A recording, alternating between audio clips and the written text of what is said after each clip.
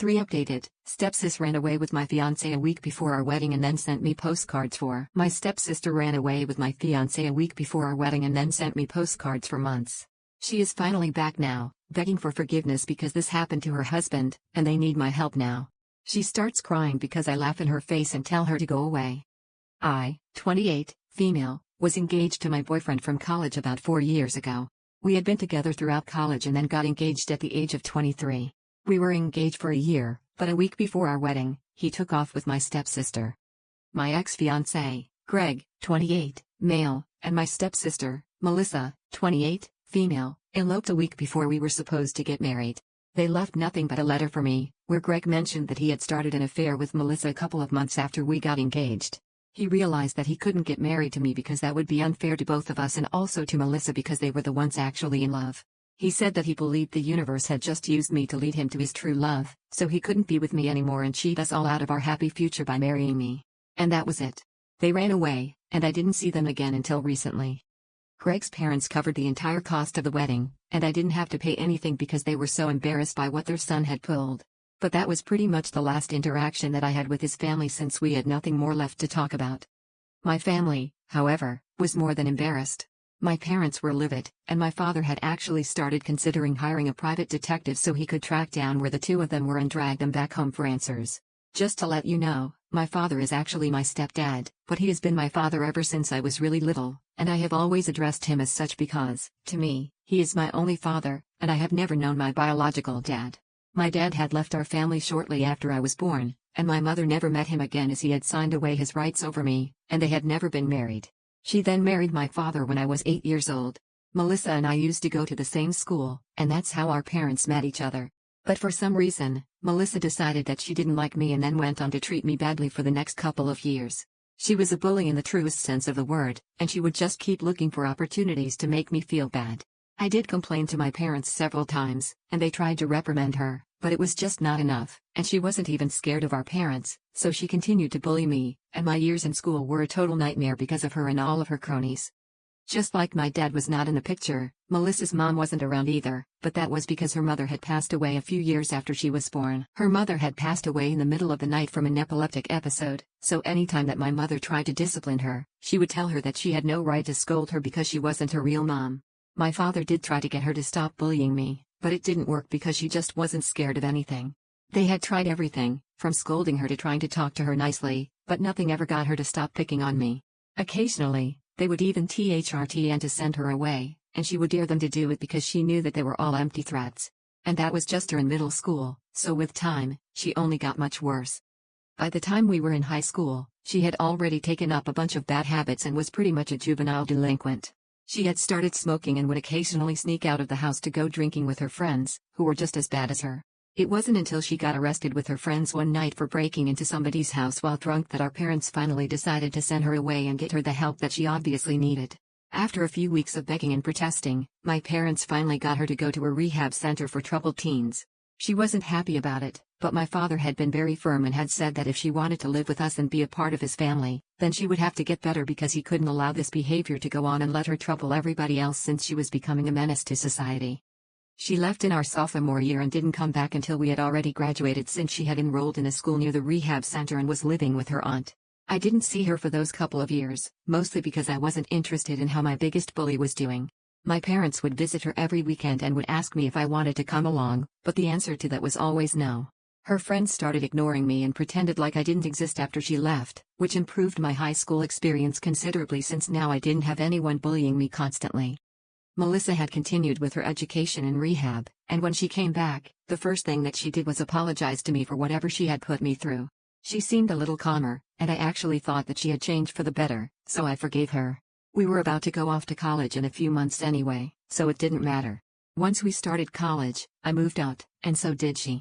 We would only come back for the holidays. She was much nicer to me after that, and by nicer, I don't mean that she would actually behave nicely with me. I mean that she would just ignore me instead of picking on me every chance she got, like she used to do in the past. If I'm being honest, it was a much welcome change because I would rather be ignored than be bullied. Our parents noticed this but didn't try to force us to get along or act like sisters because, given our history, this was more than good.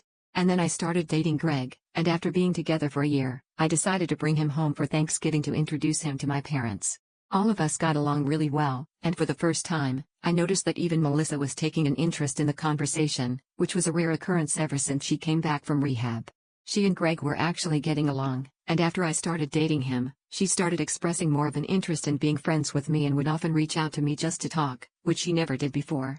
I didn't understand what was going on, and I had a tiny suspicion that maybe she had a thing for Greg. So one day, I decided to just ask her if the real reason she was trying to be friends with me was because of Greg or something, because I was paranoid. She laughed at that and told me that that wasn't the case. Greg had mentioned what a great relationship he had with his siblings at our first dinner together while talking about his family, and that's what had made her rethink the way she had been behaving with me ever since she came back. That is why now she was trying to make amends and improve our relationship. It had nothing to do with Greg directly, but he had definitely played a role by being the catalyst and forcing her to think about our relationship. She told me that she had held me responsible for being sent away for the longest time, but eventually, she had to come to terms with the fact that it hadn't been my fault and she had brought this onto herself with her terrible behavior. So it was about time that she stopped punishing me for it and started trying to really become a part of this family, and that wouldn't be possible until she apologized to me from the bottom of her heart and actively tried to work on our relationship. I'm an emotional fool, and what she said to me that day touched me. So, like an idiot, I decided to forgive her and be friends with her. Now, I guess that's what hurt the most because she betrayed me after being friends with me. We were on good terms for a really long time, and she was actively involved in the wedding prep. I wouldn't say that we were the best of friends, but we were not as bad as we used to be. While we were rebuilding our relationship, we would meet at least once or twice every month and talk to each other. By the time I got engaged, we were doing well, and I had to introduce her to Greg in person as well. Before the engagement, whenever we would meet at family events and stuff, they would behave pretty normally, so I never suspected anything because I had no reason to. Even after the engagement, they continued to behave as if nothing was going on, and not even for a second did I think that maybe Greg had a thing for Melissa. It simply didn't ever occur to me because Greg put up a really convincing act of being in love with me throughout while he was cheating on me with Melissa. Even she was very convincing at pretending to be my friend, so I didn't find out the truth until it was too late and they were already gone. My parents wanted to trace them and bring them back home, but I convinced them to leave it alone because I wanted to forget about everything. It was bad enough that the two of them had made a complete fool out of me and ran away a week before I was supposed to get married. I absolutely didn't want more drama because I was really depressed and just didn't have it in me. I spent the next couple of weeks doing nothing but working and sleeping because I wanted to avoid confronting my feelings. My heart was obviously broken, and I was just numb, but the worst was yet to come. A couple of weeks after my supposed wedding day, I received a postcard from Melissa, and she was in California. But that wasn't it because she had also included a bunch of photos of her with Greg, and they appeared to be really happy. It was very obvious that she was rubbing it in my face because she had even mentioned that she was sorry about the surprise before my wedding. But she wasn't sorry, obviously, and it was just meant to anger me. It was then that I realized that she had never really forgiven me for what happened all those years ago and still held me responsible for the fact that she had been sent away. Neither had she ever wanted to be my friend at any point, she had just used me to get to Greg, and I had trusted her and let her use me as a stepping stone. It was a really diabolical plan, I'll have to give her that. For days after she sent me that postcard, I couldn't even sleep because I was losing my mind over this. It was a really traumatic experience for me, and I had to get therapy for months to undo all the damage and deal with my trust issues. The postcard wasn't even a one-off incident, she would send me postcards of her and Greg for months after that. It only ended after about a year because I hadn't responded to her or played into her drama. Our parents were really upset about it and naturally cut all ties with her after that. They didn't even try to reach out to her after the first postcard, and that was a huge loss for Melissa because she was all set to inherit her dad's business. She was a business major, and that was a part of the reason why she had chosen that role for herself because she wanted to join her father. But of course, after what she had pulled off, our father cut all ties with her and told me that I could join him instead because he felt like he had to make up for everything in a major way. But I didn't have a business degree, and I actually was a history major, which pretty much had nothing to do with business. So I needed to learn the ropes first. My father said that it was not a problem because he was willing to teach me everything that he knew so that I could eventually take over the business instead of Melissa. So I agreed and started to work under him so I could learn how to run the business and he could retire and hand over the reins to me after a while. I worked really hard for a couple of years, and last year, I was finally promoted, and my father retired. It was an amazing feeling because I had started from scratch and had to learn everything, but now everything was smooth sailing under me and has been for some time. Thanks to me, my parents can now spend more time together without worrying about the business because I am taking care of it. It's been this way for quite a while, and I pretty much stopped thinking about Greg after I started working for my father because that took up all my time. That, along with my therapy, helped me move on, and I would say now I have completely moved on and don't think about them or what they did. I never thought that they would ever reach out to me again, let alone ask for my help because it would take a lot of guts and an utter lack of functioning brain cells to ask me to help them after they screwed me over and made a fool out of me. Then they went on to rub it in my face as well. But I guess that Melissa and Greg really do lack brain cells because that's why they reached out to me a few days back. I was at home because it was the weekend, and around lunchtime, I heard someone frantically ringing my doorbell. I thought it was the pizza that I had ordered, so I didn't think much of it. When I opened the door, I received the biggest surprise of my life when instead of a delivery guy, I found Melissa standing outside my door, looking really worried. I didn't know what to say, so I just silently waited for her to say something while looking at her. I realized that she was definitely here to ask for help because she was looking destitute, and her appearance gave her away.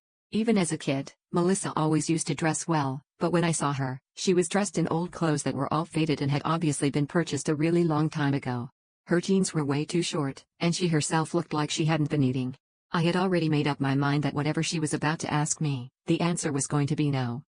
So, when she said that she needed me to help her out because she and Greg had been struggling for a really long time, ever since he had lost his job a couple of months ago, he had started drinking instead of looking for a new job.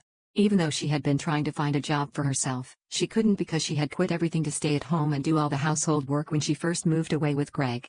Because of that, she hadn't been working in the recent past, and the gap in her resume made her a weaker contender for all the jobs she had been applying to. She said that she had heard from a couple of relatives that our father had retired and had handed over the reins of the business to me, so now she was here to ask me if I would be willing to hire Greg and give him something to do. Melissa told me that she had come all the way here only to ask me for help and said that she was sorry for whatever she did in the past, but now she was counting on me to bail her out. She told me that she hadn't even approached her parents yet and had come straight to my house to ask for help because she was sure that I wouldn't turn her away now that she needed my help. Her entitlement was so ridiculous that I ended up laughing in her face and told her to apply somewhere else because I don't hire cheaters. Then I shut the door in her face and walked back into the living room, preparing to call the cops if she didn't get off my property soon. Thankfully, she did go away that day, but she hasn't left me alone yet. After her visit, the first thing that I did was call her parents and tell them about it. They told me that they had heard from a couple of their neighbors that Melissa was back in town without Greg, but they hadn't brought it up. We live in a relatively small town, so everybody knows everybody. We were quickly able to find out that Melissa had been here for about a week before she finally paid me a visit and had been living with one of her cronies from high school. It was probably her high school friend who told her where I was living and also about the fact that I had inherited the business that was rightfully supposed to be hers, and now she was really milking that. A couple of days after she visited me, she decided to go meet our parents to tell them how heartless I was being. She had expected them to be on her side now that she had the upper hand on who was suffering more, but she couldn't have been more mistaken because my father told her that the business was mine to run, and I could make whatever decisions that I deemed fit. He didn't have any say in it anymore because he wasn't going to micromanage me, and my mother reminded her that she was the one who had screwed me over by running away with my fiancé after pretending to be my friend for years. Now she completely deserved whatever was happening to her. She had lost the right to ask any of us for help, especially me, after she had even been sending me postcards to torment me. She tried to defend herself by saying that it was all in the past and she was a different person now, but my parents told her that she had to leave because they wanted nothing to do with her anymore. That led to her throwing a tantrum at their house and claiming that they had always favored me over her and treated me like the golden child. She told my father that in spite of being his own flesh and blood, he had never treated her like that and acted as if I was his only daughter and she was worth nothing to him. When he told her that he had made more allowances for her behavior in the past than any other parent in the world would, she said that it still didn't matter. I had everything that she was supposed to, including the business that I was showing off about. She said that it wasn't even her fault that Greg had fallen for her and wanted to spend his life with her instead of me, but for some reason, she was the one being punished for it and claimed that the postcards that she had sent were meant to be a genuine apology and she wasn't even trying to torment me. Honestly, I haven't been able to stop thinking about that since my father told me what she said. In a way, it was true that she was supposed to inherit the business and be in my place, but she really lost it because of her own actions. I had no part to play in that. I never told my father to cut her out of his life and hand over the business to me. He did it out of his own ambition, and it feels kind of unfair for her to blame me for this. Also, the thing that she said about me being the golden child is absolutely not true, but I can see why she would feel that way because in her head, she was the one who was sent away because I complained about her and her incessant bullying. A parent deciding to send their kid away is a really big deal, and I know it was rough on my father, but again, that's not his fault or my fault. If he hadn't taken the necessary steps to prevent it, Melissa might have turned out to be a criminal or something because that's the way she was going. Apart from that, I don't really think she was trying to apologize with the postcards and was probably just trying to cover it up by saying that it was supposed to be a genuine apology. I just feel bad for her because her husband turned out to be completely useless, and now she has to bail him out for that. She actually came to me, and I can't imagine how difficult that must have been for her, so I kind of regret treating her the way that I did. I have everything now, and she has nothing, so I can't help but feel sorry for her. That's just who I am as a person. Besides, it has been a long time, and I don't feel like holding on to that grudge anymore. But I also don't want to help her out in any way. The most that I can do is give them my sympathy, but I really don't want to hire them or help them out with money. I think it's enough that I even feel bad for her after everything that she had put me through. Most people probably wouldn't bat an eye. The only reason I even feel bad for her right now is because the business was actually supposed to be hers, and now that I'm in a position of power, I'm finally getting back at her. I just feel like it's not right. It might be because of what she said about me being the golden child or maybe just plain old imposter syndrome, but I feel weird about this. So, am I the a-hole for refusing to hire my ex-fiancé, who eloped with my stepsister, now that they're struggling with money? I didn't have any idea what to do, and the comments here just confused me even more because some of you said that I was doing the right thing by turning them away, and the other half said that I had always been the golden child and that is why Melissa started to act out. So, it wasn't as helpful as I thought it was going to be. I decided to talk to my parents because every single time that I have had to face problems in my life, I have always approached my parents for advice. I did the same this time as well. They told me that I had no reason to feel sorry for Melissa because everybody had gone above and beyond to try and make her a better person. But if she wasn't willing to turn over a new leaf at any point in her life, then there was not much that we could do for her. My father told me that he had every intention of letting her take over the business had she behaved herself and been a good daughter. But she failed at everything and made a total mockery out of our family. After that, she would be a fool to expect him to let her take over or even be a part of the family anymore. That made me feel considerably better because talking to my parents always does. So, I'll try not to let myself feel guilty about things that I don't do anymore. About 1 week has passed since Melissa showed up at my door, and since her visit to my parents, we haven't heard from her. I almost thought that she had gone back to Cali to Greg until today, when she showed up at my workplace to make a scene. It was horrible because she just walked into the place. She had known the ins and outs ever since she was a child and got in without alarming security quite easily. Then she went on to take her place in front of my office and started to shout about how I had stolen this business from her right under her nose by pretending to be a good girl for our parents and constantly being a licker so they would approve of me. Apparently, I was responsible for vilifying her by falsely accusing her of bullying me throughout her childhood and even talking my father into sending her to rehab just to cement my position as the golden child of the family. She went on to announce that this business was supposed to be hers, but now I was refusing to even let her be a part of it because I was jealous that Greg had chosen her over me, unlike her parents who had always favored me. Since I wasn't used to being looked over, I lost my mind and turned our parents against her. When I heard the yelling, I decided to go out and check it out for myself after calling security. I tried to tell her to shut up, but she went on for a good few minutes until she was finally thrown out of the building. I decided to call my dad before calling the cops to get his opinion, and he was furious. So, he told me to go right ahead and call the police. Thankfully, when the cops showed up, she was still lurking nearby, probably waiting for me to leave the building so she could yell at me or maybe do something worse, like physically at me. The cops took her away and charged her with trespassing and disturbing the peace, but these are minor charges, and she can probably get off with either just a fine or maybe community service, worst case scenario. But it's certainly going on record, and that's never good. I told my dad that she had been charged and arrested and expected him to be a little upset about it, but he only seemed exasperated and told me that he was just tired of this and wanted a break from having to deal with our insanity. I honestly feel bad for him because it can't be easy having a daughter like Melissa and being blamed for everything that goes wrong in her life, even though most of the time it's her own fault. Honestly, we have all been really patient. Okay, so I think Melissa has returned to California because it's been a couple of days, and we haven't heard from her, which is weird because we expected her to lash out at us after her arrest. But my dad asked around and was told that a couple of people saw her heading towards the airport the other day, so I'm assuming that she has left. It's honestly a huge relief that she's gone now because I was genuinely afraid that she was going to try to do something explosive to get our attention next, and that's always bad news. I don't know what she's going to do about the whole situation with Greg now because it seems unlikely that she's going to get help from anyone else after this. I just hope that she finds something to do and gets out of this mess. No, I'm not even being kind or compassionate right now. I have very selfish reasons to say this, and it's because I know that if she doesn't find a way out of this mess, then she will just come back here with Greg and bother us some more. I don't want that. So, I genuinely hope and pray that either she or Greg finds a job and are able to support themselves. Either way, I don't have to hear from her for a couple of weeks at least, and I am relieved that this nightmare is over now. That was it for today's story. Thank you very much for listening.